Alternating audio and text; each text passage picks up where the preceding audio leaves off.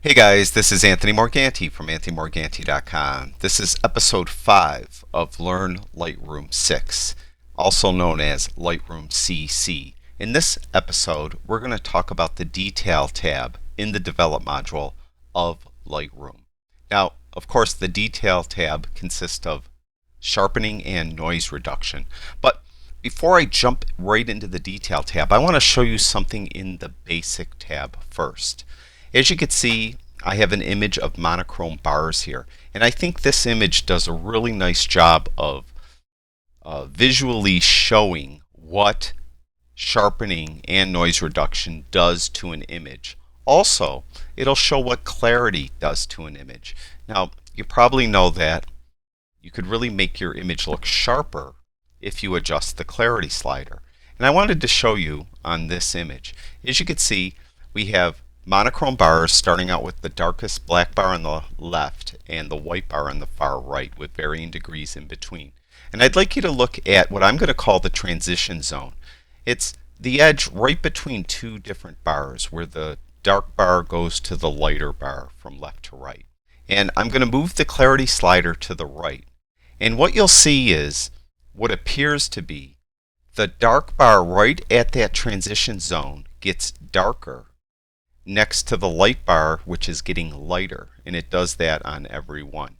And what that means is we're really just increasing the contrast between the two bars, right next to each other.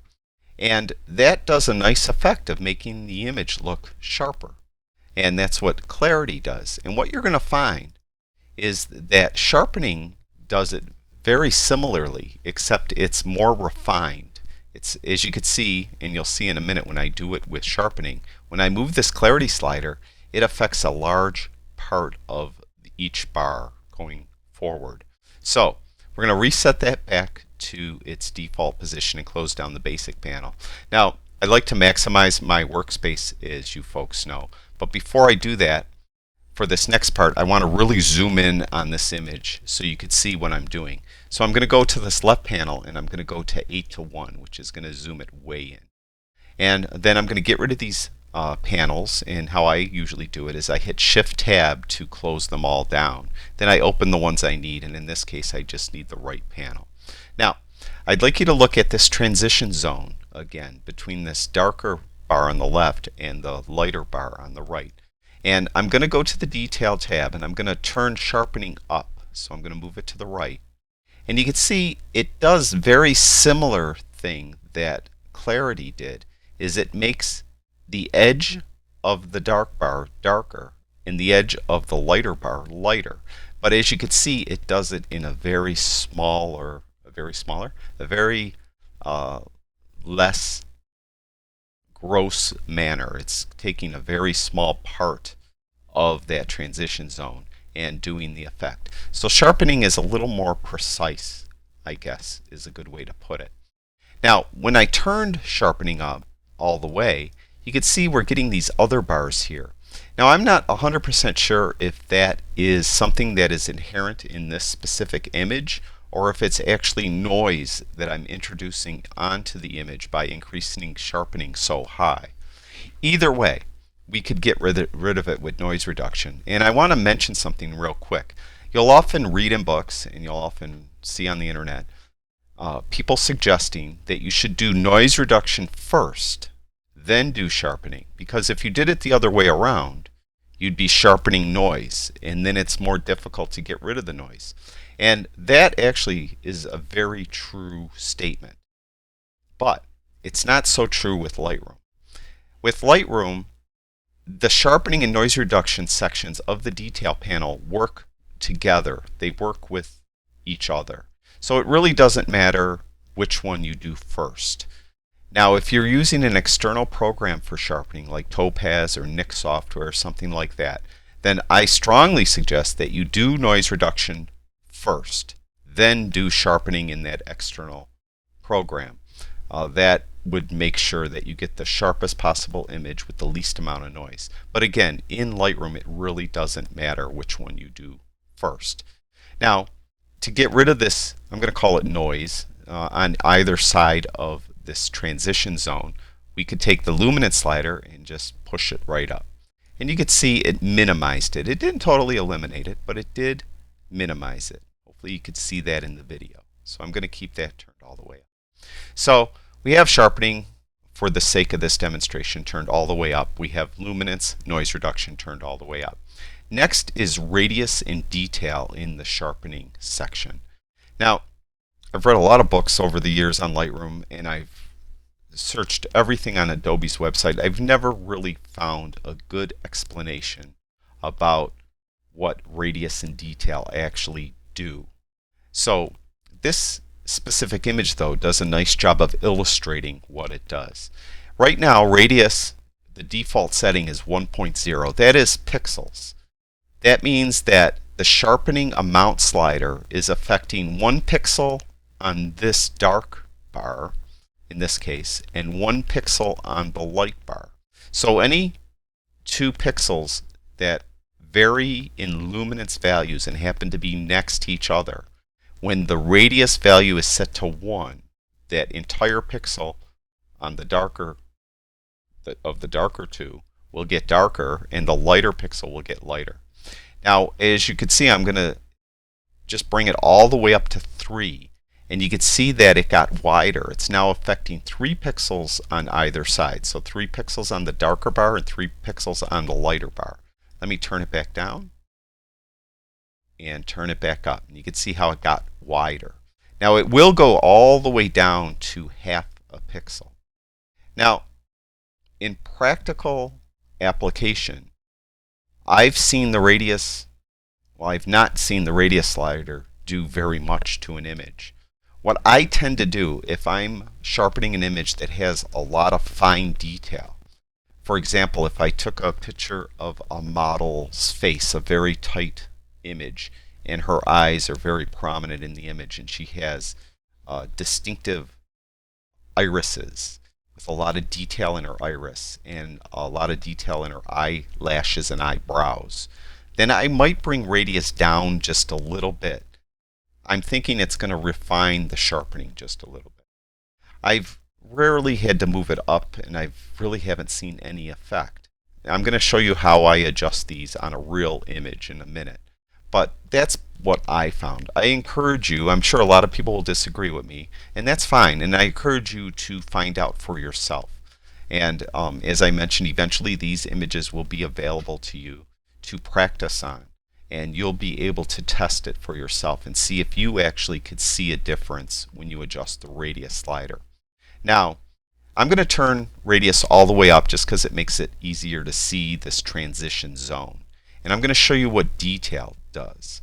Now, as you remember, what the amount slider did is it just made the darker transition side darker and the lighter transition side lighter. What the detail slider does is kind of a supercharged amount slider. It just makes the dark even darker and the light even lighter.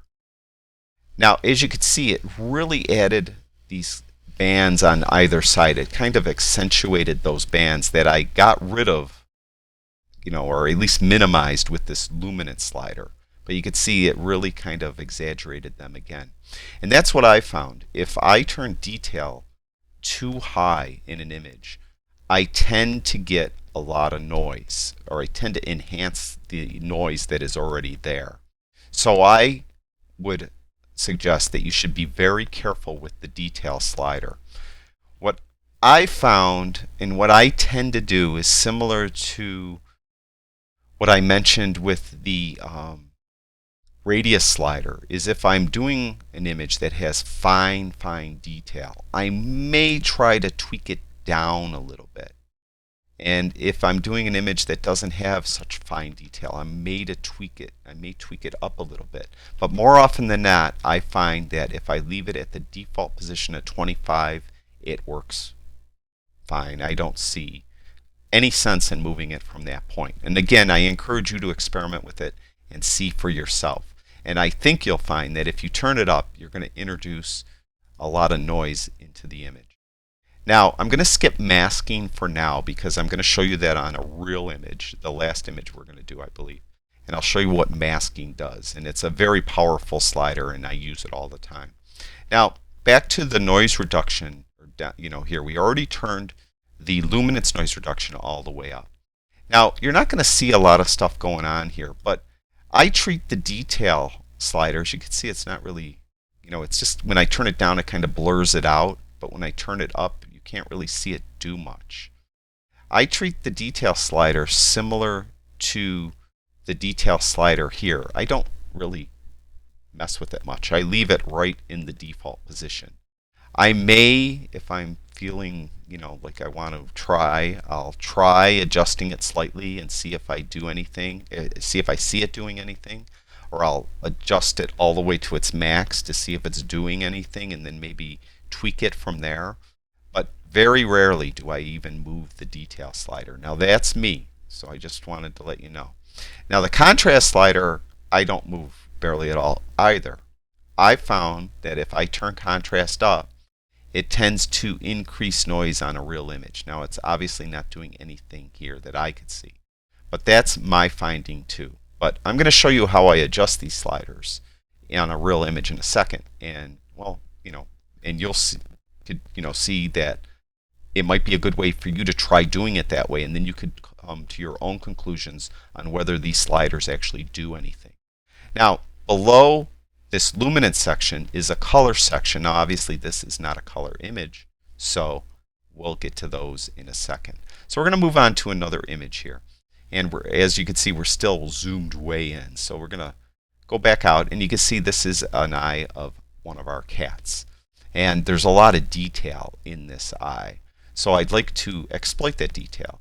So 8:1 is a little bit too much. So I think we'll go to 1:1. That looks good.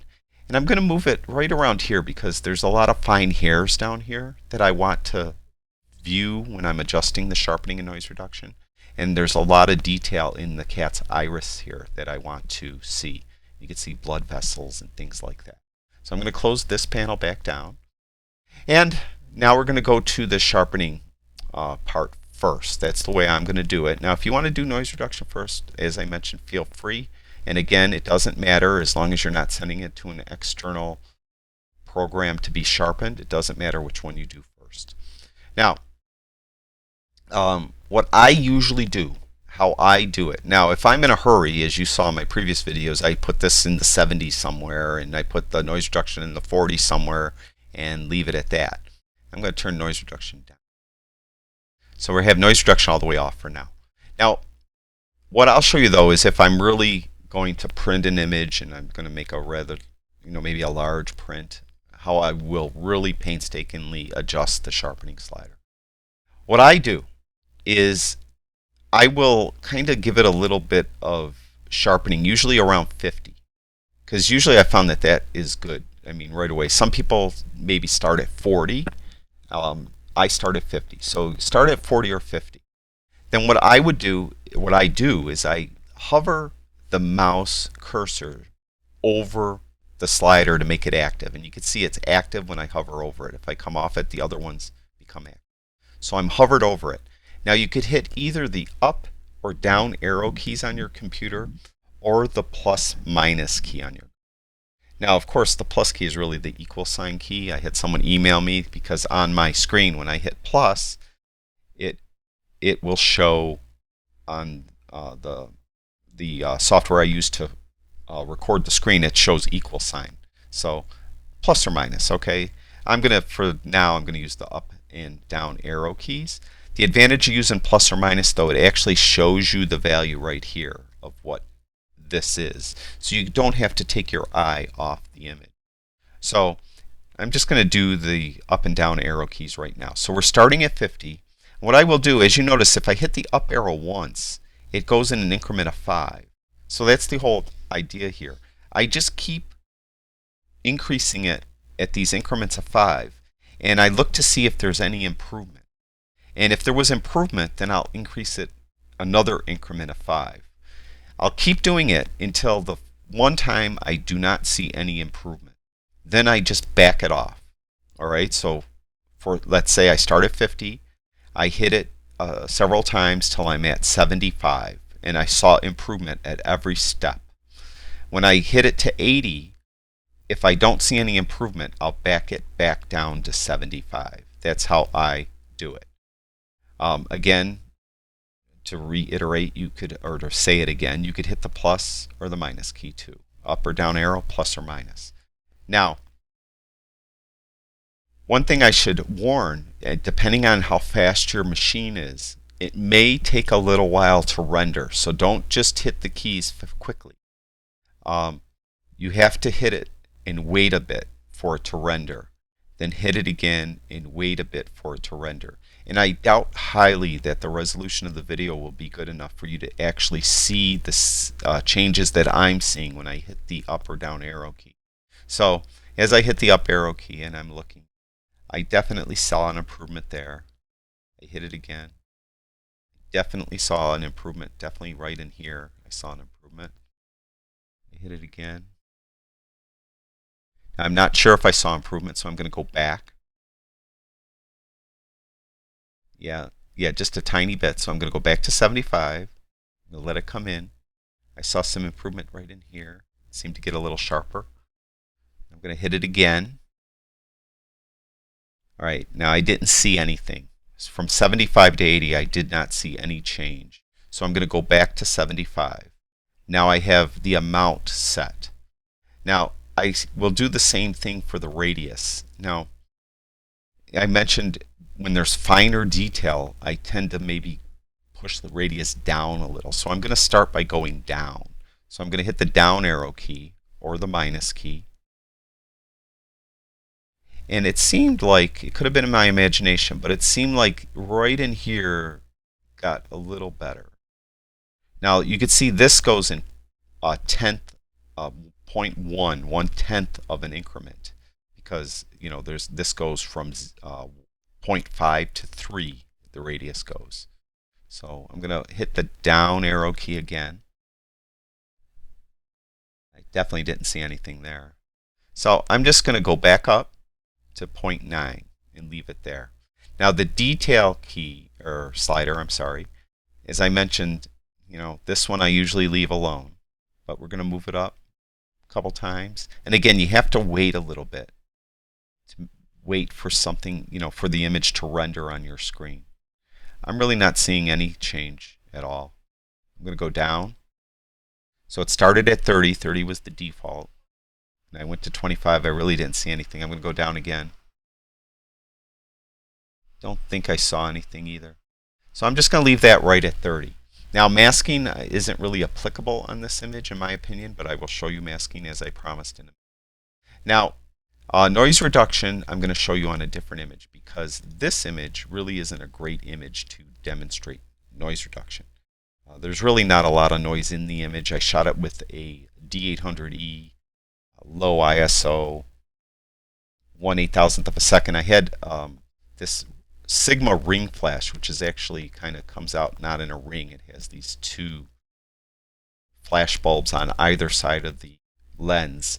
So what I'm getting at, it's a pretty sharp image and a very high resolution image. So there's not a lot of noise in this shot. But this shot, as you can see, we're going to zoom in, there's a lot of noise.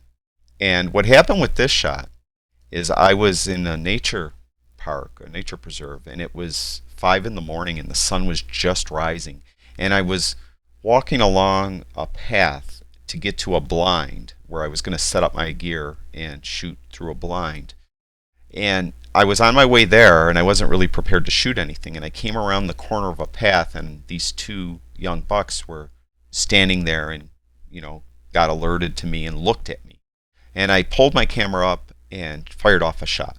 Well, it was very dark yet, and the camera wasn't really set to the optimum settings for the the light that was available.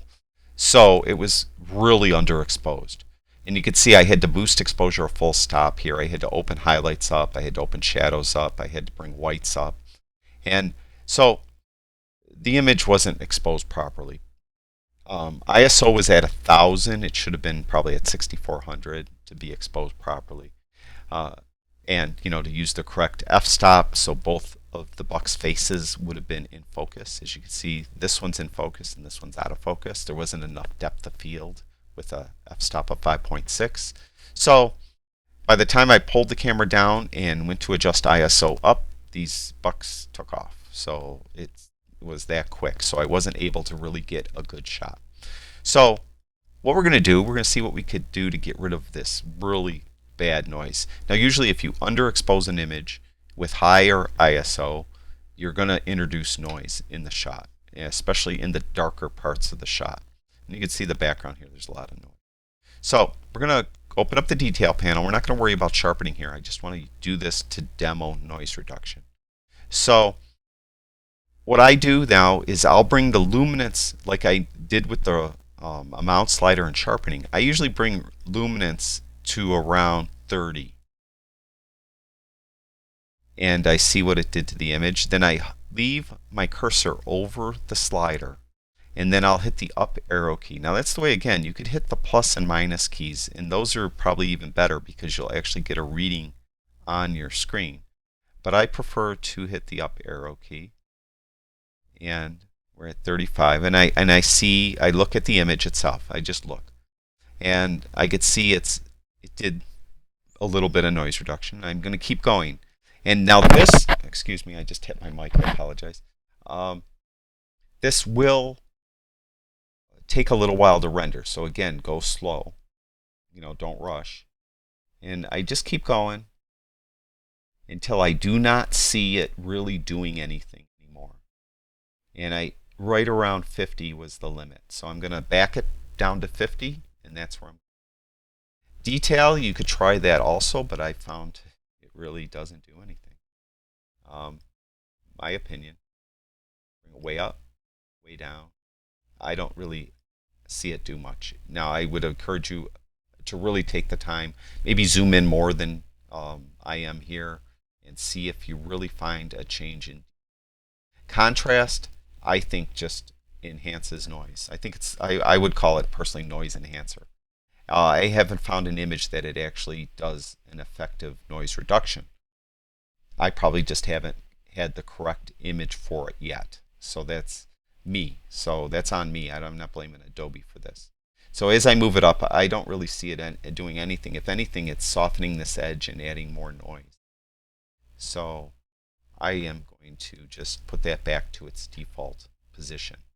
Now, if you look closely at here, while I have these adjusted now, let me turn off the detail tab, and you'll see the before and after. There's before, and there's after. Now, it's probably wasn't as obvious how much the noise got reduced as I was hitting those up and down arrow keys in those small increments. So that gives you an idea of really how effective the Luminance Noise Reduction was. Now, if you look closely though, hopefully you could see in the video, there's these color specks throughout the image. That is color noise reduction. And I will do the same thing. Now this one, usually on most images, it'll be on 0. And what I will do here is I will kind of up it. See, now let me go back down just for the sake and wait till it renders. So you can see there's still a lot of this color noise reduction or noise in there. And actually the default normally on images is 0. But on this image, for some reason, when I double click on it, it goes to 25. And I'm not really sure why it already has a little noise reduction in this raw file. But that's beside the point. We're going to hover over it, and we're going to use the up and down arrow key. And I'm just going to keep moving it up until I see it not doing anything. And I am really looking all in, like right in here. And I kind of might look over it because it seems to be a different shade over here than over here. So I want to make sure that it's catching all the colors that are in.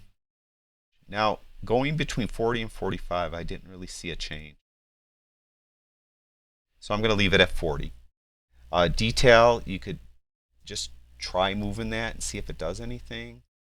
And again, I don't often see this do anything. So I'm going to leave that at the default position.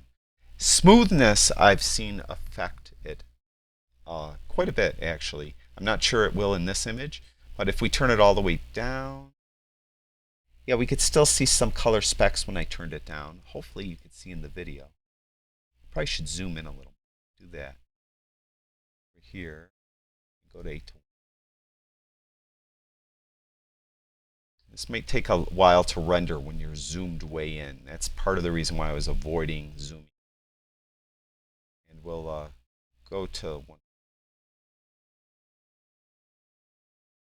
Really seeing it.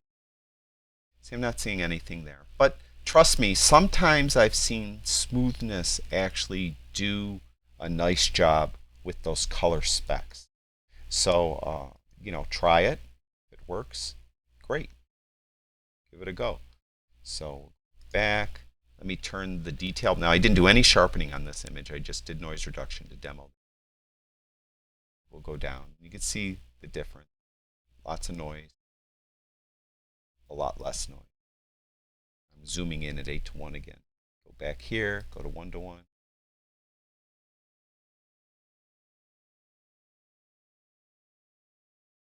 Before and after. So you could see that's how I adjust these sliders. I hope you could come up with a way that works for you.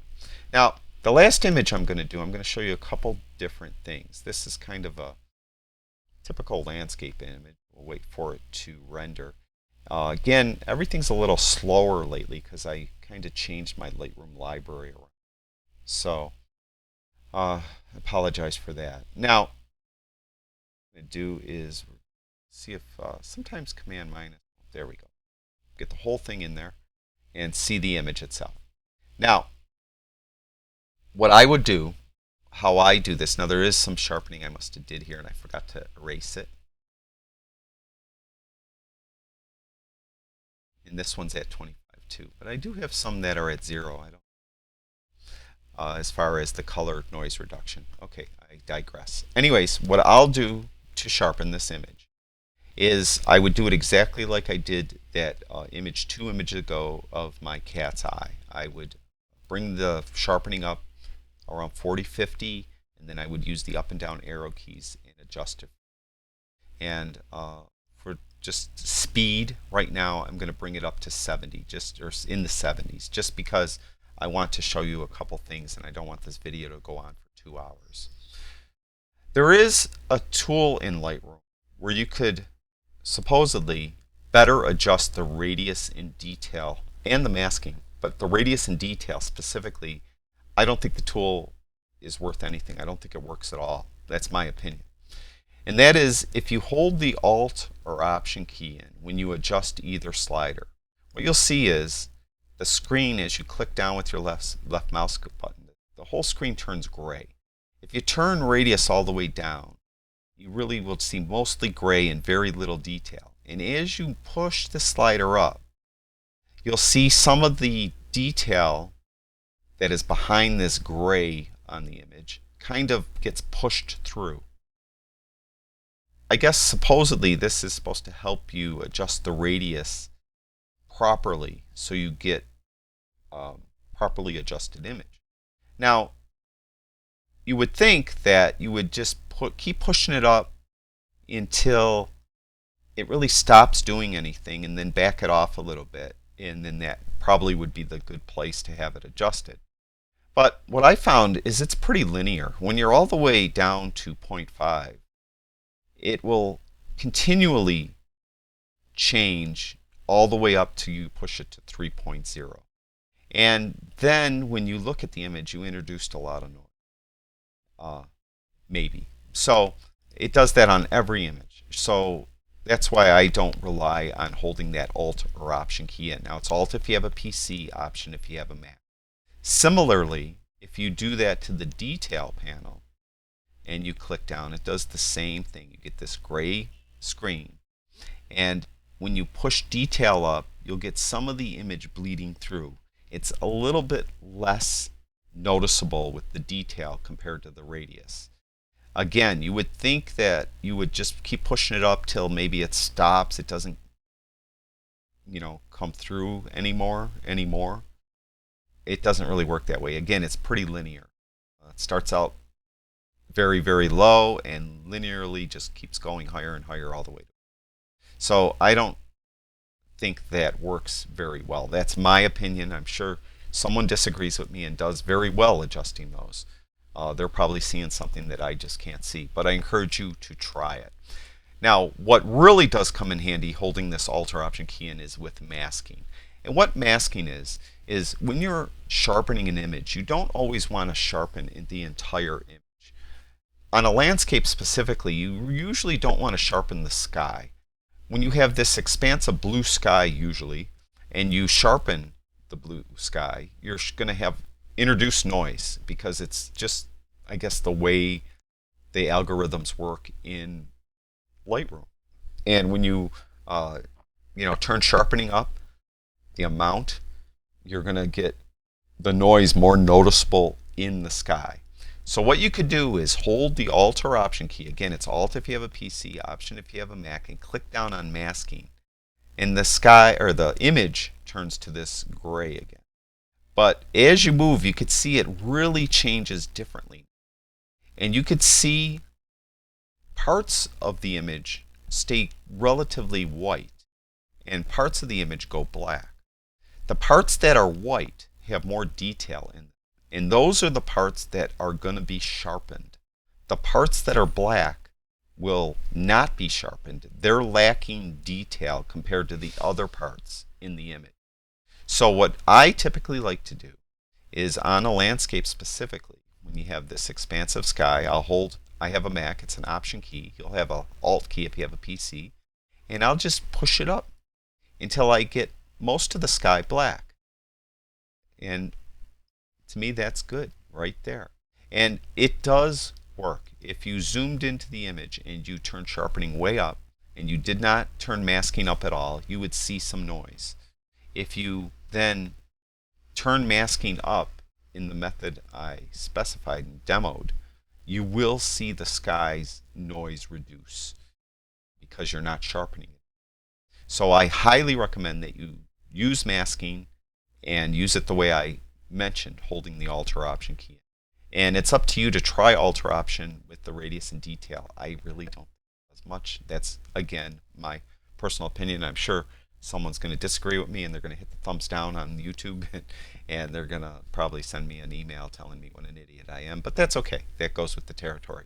So, I really do, though, encourage you to do this for yourself and come to your own conclusions.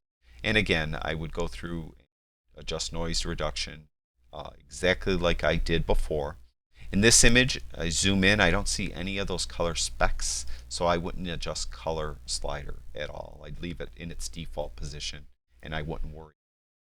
Again, if all this is just too confusing or too time consuming for you, most of the time I found I get a really sharp image with low noise if I leave all these other sliders alone and I just took the amount and I put it somewhere in the 70s, usually between 70 and 75, and I take luminance and I put it somewhere in the 40s, usually between 40 and 50.